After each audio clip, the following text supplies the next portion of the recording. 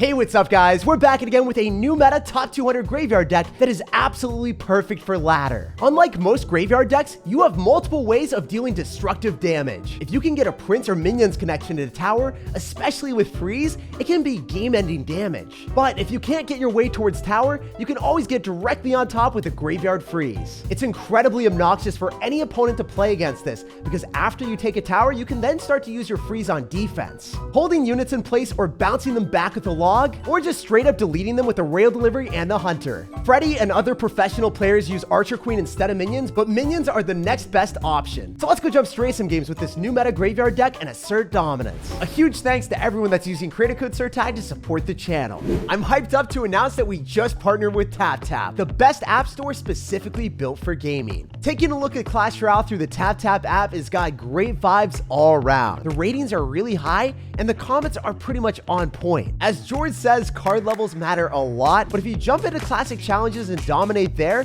you'll be able to get your card levels up and play at an even level field against any opponent. You might not notice all the changes if you're constantly playing the game, but if you come back like George, you'll be pleasantly surprised by all the crazy new cards that they added to the game. There are so many different games to explore on TapTap, and there's a very vibrant community here too, so there's a ton of cool people to interact with. Download TapTap today using the link in the description of the video. Let's load up Clash Royale and crush ladder. All right, let's get it. This deck is all about the bounce back. So when your opponent attacks you, you're gonna come back 2 times as hard with a graveyard right in their face.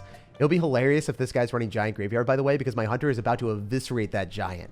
Maybe he's gonna go in for like a dark prince or an archer queen here, so I wanna go in for an ice golem just in case.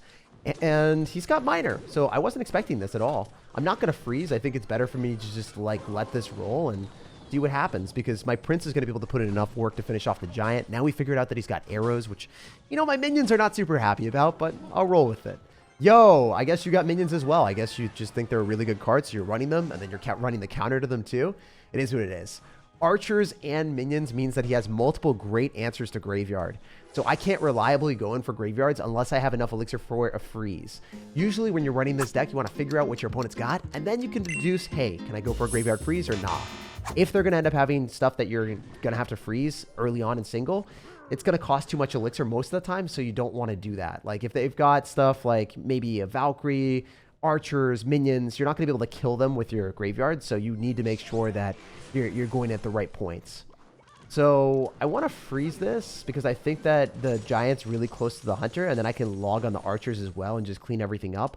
I don't want to drop minions. I don't want to do more than what was necessary. So I'm going to log here. The giant will die unless he goes in for a zap, and then we can finish off the wizard really easily. Oh, let's go. I got him to go in for the zap because he wasn't ready. He thought for sure he was chilling, but now the prince is going to counter push and probably win me the game. So the reason why I like this deck so much is when your opponent makes one slight slip up, you have the power of taking out their entire tower with your prince. It's not just a graveyard deck, it's kind of beat down as well. You've got Prince Freeze to punish opponents as soon as they slip up and they're down elixir. Like he went in for a minor and a zap and a giant and a huge push, and then had no distractions for a charging prince that immediately gets onto the tower, you know, costing them the game right then and there. As you can see, he had minions, barbarians, and archers, so it was going to be a huge struggle to break through the graveyard. Fortunately, the prince powered through. All right, we got a game against QQ. Is he going to be crying right now? Every single time I read the name QQ, I'm just thinking about the tears. What's happening, bro? We're going to go in for a prince in the back just to see what's up. If you want to go and spam the other side, we've got Royal Delivery, we've got minions, so it's not that big of a deal. Oh, man. Electro Dragon. So I guess it's probably going to be either a Golem deck or Electro Giant. In either situation, we just want to make sure that the Electro Dragon is facing the other side and can't kill my minions. Wait, he missed one of the minions with the freeze. That must hurt your feelings. That must not feel very good at all, because I can graveyard you right now, and I can freeze on top of your lumberjack. And now we've actually deduced that we were wrong all along. He 100% has lumberjack balloon freeze. And in this type of matchup, it's imperative that I go and kite the lumberjack away, so then when he goes in for the balloon, he doesn't... Oh, wow, that sucks. That wasn't supposed to happen. I guess the barbarian barrel pushed the lumberjack. This is not going well at all. Yeah, so that was a great tornado, and it was a super lucky interaction with the lumberjack going towards my tower. We were trying to pull the lumberjack, so then the rage from the lumberjack was not going to enhance the balloon's attack speed and wreck my tower. So that kind of sucked, but it is what it is. It be how it be. Usually with this type of matchup, you guys already know the deal. Like, if they're going to go for an Electro Dragon on top of the Prince, like, we're going to be able to punish them with the Graveyard. It's going to cost them a lot of Elixir to be able to stop everything at once. So I'm going to go for Prince. I'm going to go for the Graveyard right now. Also, the fact that the guy laughed at me, you know, that kind of motivates me to play better, man. It's always more fun beating someone that's spamming Goblin laughs at you, thinking that they've won the game. Because, you know, it's not really feeling the same after you lose your tower, bro. How you feeling now? Where are the laughs at? So we're going to go for an Ice Golem immediately, and then go in for a Royale Delivery afterward. It doesn't look like that Electro Dragon's going to survive, and you're not going to want to tornado that or anything. I can go minions and then fully shut down your balloon with the Hunter. Yo, you are so aggressive. I think that was a decent play on his end, but since I've got Freeze and Hunter, I might be able to hold on. I mean, whenever someone BMs me, it always motivates me to play better, so you guys already know the deal. We are going to try our hardest to defend this. I'm never cycling my Hunter unless I absolutely need to, and I can go in for a Graveyard, but I don't want to go in for a Freeze here. If I go in for the okay, I'm going to go in for the Hunter now because I think I can kill the Electro Dragon so he can't stock up so much stuff.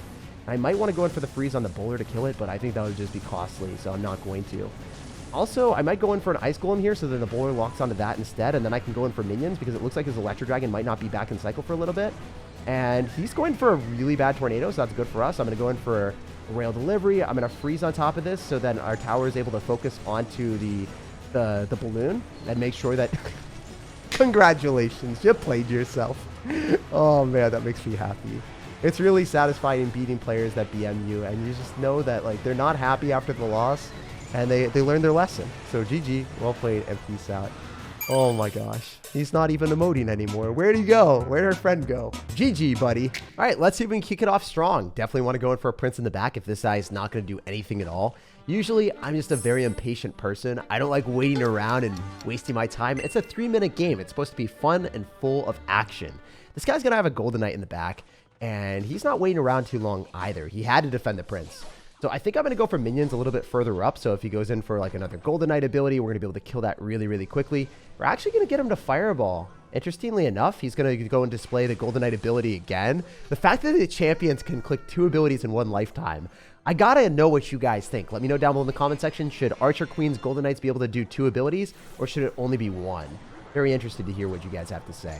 Anyway, after they drop a small spell, always go in for your freeze if you can, because then they're going to have no way of cleaning up all the skeletons that accumulate on the tower. So Graveyard Freeze can do destructive damage when your opponent's at a limited amount of elixir and single elixir, and when they don't have their small spell in cycle. Yo, let's go. I'm able to go in for a Royale Delivery and a log and completely clean it all up. That's beautiful, baby. Maybe I can go in for an aggressive stance with the Prince. Because if I go Prince right now with the Royale Recruit tanking, this is pretty good. Oh my gosh. I guess we summoned the bigger Royale Recruits. The Royale Delivery met his entire family. Okay, it is what it is. I think I'm going to go and split minions here if I can. I hope that one of the minions goes to the left. Oh, okay, that's kind of good because I can Hunter in 1 tap and then go and pull the rest of them. Nope, not 1 tapping. Oh my gosh, that was not as planned at all, but it is what it is. I'm going to go Ice Golem here so then the Fly Machine targets that. No, don't go in for the dash. You're not going to do it. You're not a psychopath. Okay, I guess you are. Wait, it's retargeting? Oh, I thought for sure after it killed the Ice Golem it was going to go onto the delivery, but it wanted to deliver damage to my tower instead. It's fine. You guys know the deal. If your opponent's at a limited amount of elixir, just keep rattling off graveyards after you get counter push. The Royale Delivery is kind of a built-in counter push too, which is nice. He's going to go Barbarial aggressively instead of having it on the defensive end. So now, I don't know if he has anything for skeletons. He has to go in for a Fireball on it. Doesn't that just feel wrong? Fireballing to clean up the graveyard skeletons. I'm dropping 5 elixir with the graveyard, and I'm dropping only 4 with the freeze, and then you're spending 4 on your own tower to protect it. Crazy, right? Like the freeze gave us value right then and there. Okay, I'm able to follow up with another graveyard really aggressively. I think he's going to go in for a recruit, so it's maybe not the best decision of my life, but I don't want these minions to die with no value, so I'm going to try to just go in for a log and Royale Delivery and clean everything up here.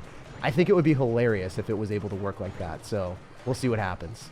I know that he's going to try to go all in, so I'm just going to go for Royale Delivery and log, as I said before, and then I can cycle minions on top of his Fly Machine. I think this matchup is entirely in my favor. I just don't see any situation where he's able to break through. Royale Delivery log cleans all of his bridge spam up, and I can eat damage in the left-hand side if he goes in for more recruits there. So, I mean, that's why I think this matchup is so good for us. Dude, look at that. The Royale Delivery meeting his friends and family again. It's beautiful. And then, as I said before, I can just eat the damage on the other side because it doesn't matter. The only time that he's able to get damage is if the Golden Knight dashes onto my tower like it did at the start. I think he got a little bit lucky in that interaction, if I had to be honest with you guys. The minions are going to be able to counter push. He has to Fireball on top of the Hunter, otherwise it's going to splash damage onto the tower, so that's a huge difficulty for our opponent. Like, you need to Fireball on the Hunter, but you can't because you have to deal with the Graveyard Skeletons. The fact that we made him Fireball 2 times defensively on Graveyards is just disgusting. If you guys hate playing against Rail Recruits, Rail Hogs, this deck is the ultimate hard counter to it. All right, so jumping into this one, I'm just going to log the tower. Maybe he's going to go in for a Goblin Barrel right into a Rail Delivery. Please fulfill my wishes. If you don't, then I guess I'm going to go Ice Golem in the back, and then we're going to entice you to go and spam me on the other side because you can't just let Elixir be flowing at you like that. Okay, with Mighty Miner and a reluctancy of cycling, I don't think it's a log bait deck. Most log bait players would be spamming Goblin Barrels, Fire Spirits, Skeletons, stuff like that, especially if I go in for a log. So I think this will either be a Lava Hound Mighty Miner deck, or it's going to be something like Graveyard or something. Anyway, I want to go in for a Graveyard on the right-hand side. I wonder if the Mighty Miner dies to the Hunter. I've never seen this interaction before. They both do a ridiculous amount of damage quickly, so we'll see. All right, yeah, it's got to be a Lava Hound deck with Mighty Miner then, after we see Skeleton Dragons. If you're going to zap, I could also go in for a freeze, but I just want to play safe rather than sorry. I'm expecting you to go in for a Lava Hound in the back sometime soon, so I can go in for an Ice Golem here and body block so the Prince doesn't immediately die, and then I can even go in for... I guess I could go for a freeze depending on what happens. I'd love to have minions in cycle so then I can go and drop them off to the right-hand side so it gets directly onto the tower. I can also log on top of the tombstone, so once the Prince hits it, we're able to kill the entire tombstone, and then he doesn't have anything to distract anymore. He thought the tombstone was enough, but it isn't. I'm going to freeze as well so we can guarantee that we can kill that. I'm going to Graveyard it on top of it. I think this is worth it because anything that he drops with the Lava Hound will immediately get destroyed by the Hunter as well. So this is really, really nice. We want to be able to kill a Lava Hound quickly with our Hunter and then a Rail Delivery on all the stuff that he's going to be spamming here. Whether it's a balloon, whether it's any other bridge spam, we should be able to clap it and shut it down. So this is why we love our deck. No matter how much your opponent's up in Elixir, Rail Delivery packs that value. That must be infuriating. You dropped Skeleton Dragons and you had a huge counter push, but we just spent 3 Elixir and ate it alive.